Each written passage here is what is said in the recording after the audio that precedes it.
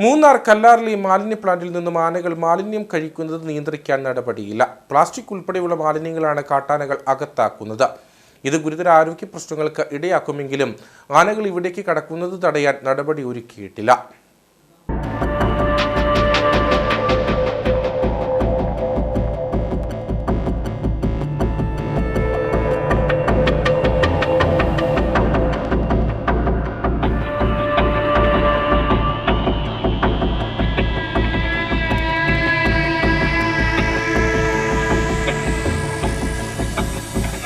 കല്ലാറിലെ മാലിന്യ പ്ലാന്റിൽ നിന്നും പടയപ്പ ഉൾപ്പെടെയുള്ള ആനകൾ മാലിന്യം കഴിക്കുന്നത് വിവാദമായിരുന്നു. തുടർന്ന് പഞ്ചായത്ത് മാലിന്യം നീക്കം ചെയ്തെങ്കിലും വീണ്ടും മാലിന്യം നിറഞ്ഞതോടെയാണ് ആനകൾ എത്തുന്നത് പതിവായത്.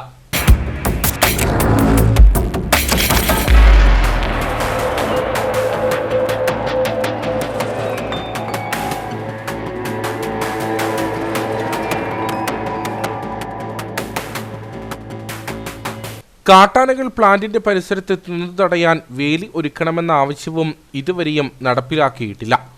അപകടകാരികളായ ആനകൾ പ്ലാന്റിൽ നിൽക്കുന്നത് ഇവിടെ സേവനം അനുഷ്ഠിക്കുന്നവർക്കും പ്രതിസന്ധി സൃഷ്ടിക്കുന്നു.